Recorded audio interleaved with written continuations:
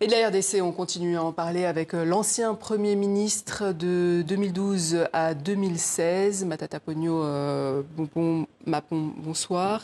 Bonsoir. Vous venez de sortir un nouveau livre, La bataille pour la stabilité du taux de change dans un pays en développement. On y reviendra, mais d'abord, difficile de passer à côté de l'actualité. Vous étiez Premier ministre lors de la prise de Goma par le M23 en 2012.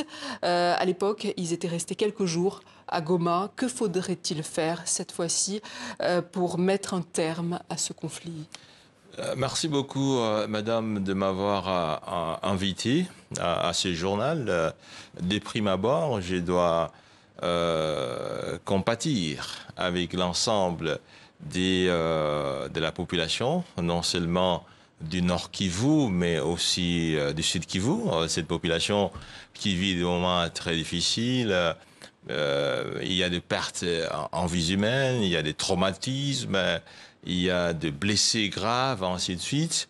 Et tout le monde le sait, ce n'est jamais facile de vivre ces moments. Donc je voudrais compatir avec l'ensemble des familles éprouvées et affectées. Deuxièmement, je voudrais dénoncer, mais c'est tout à fait normal, et dénoncer cet appui rwandais au mouvement M23, ce qui n'est pas normal. Il s'agit là d'un appui non justifié. Il s'agit bel et bien d'une agression qui a été documentée particulièrement par les services des Nations Unies.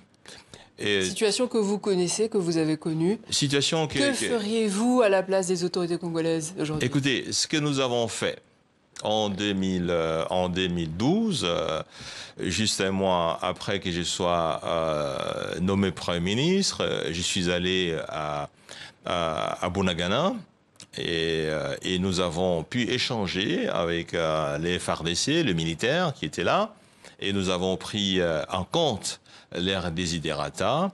En fait, en effet, il s'agissait d'un déficit des gouvernances et un déficit des leadership.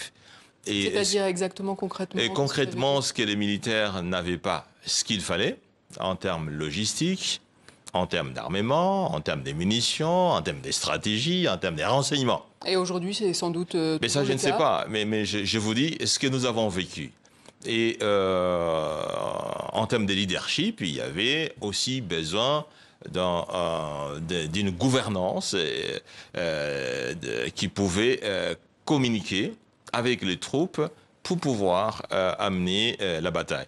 Et c'est ce que nous avons fait en 2012 et en 2013. Vous avez dialogué avec le M23, par exemple ? Écoutez, ça, c'est un problème qu'il faut pouvoir examiner globalement.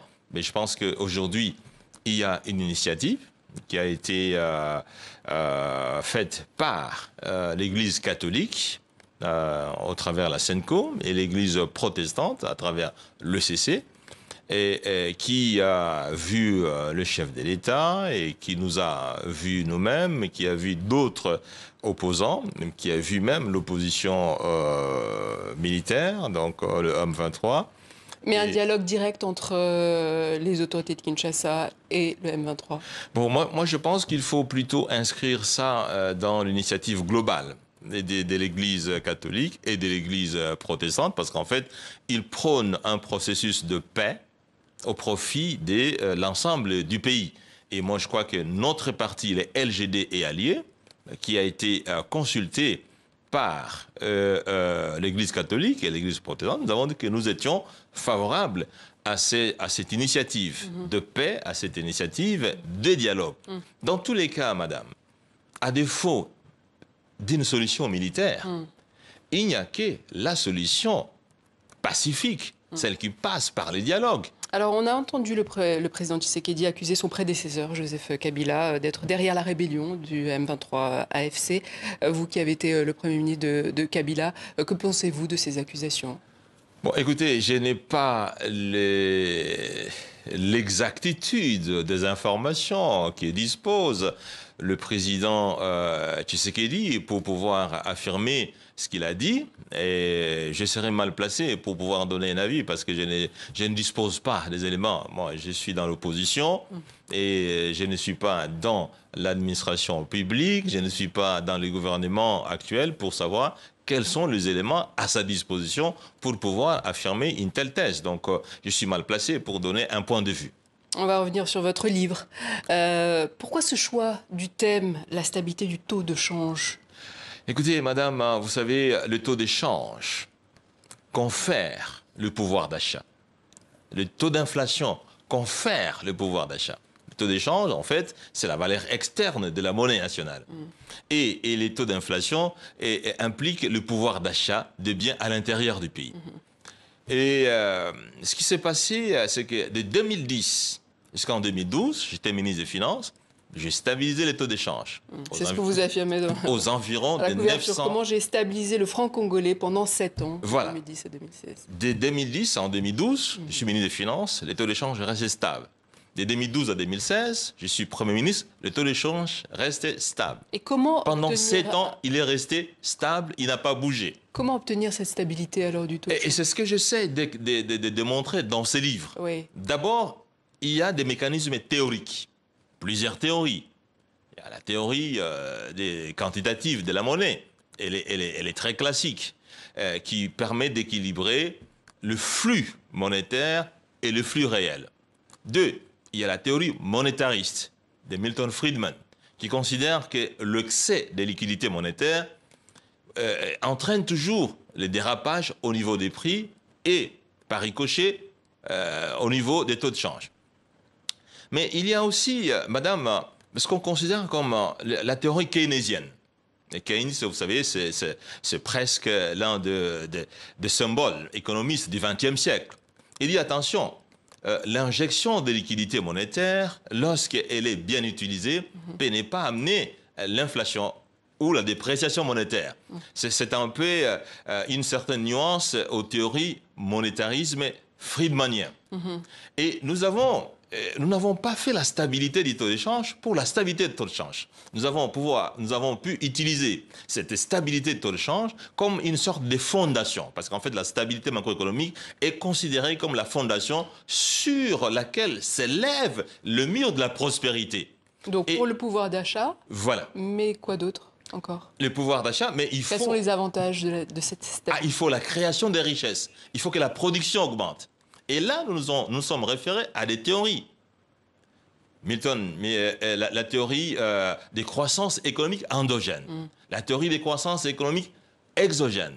Et là, nous avons mis un point important sur les capitaux humains, sur la connaissance, sur le professionnalisme.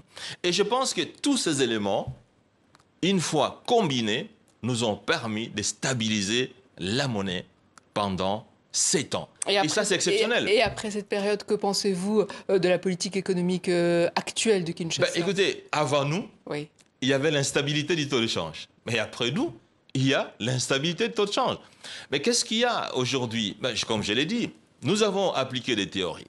Mais à toutes ces théories économiques, nous avons appuyé la théorie du leadership. Vous savez, la théorie du leadership, madame, c'est celle qui vise à pouvoir conduire, à faire face aux obstacles, à faire face aux sentiers battus. Et il faut absolument avoir des objectifs précis et avoir de la méthode et de la technique. Et c'est ce qui manque aujourd'hui. Aujourd'hui, vous avez une dépréciation monétaire continuelle qui est due non seulement à un déficit de leadership, à un déficit de gouvernance, avec la corruption qui s'est installée comme pratiquement un sport national, les détournements des fonds publics, malheureusement appuyés par les Fonds monétaires internationaux. Ce Fonds monétaire international, nous avons fait la stabilité de taux de change entre 2010 et 2012 sans appui du Fonds monétaire international. Mais aujourd'hui, vous avez l'appui du Fonds monétaire qui contribue pratiquement à la déstabilisation du cadre macroéconomique. Et à retrouver donc tout cela dans votre dernier livre, La bataille pour la stabilité du taux de change dans un pays en développement. Matata Ponyo, merci. Merci. Ancien Premier ministre de la RDC. Merci.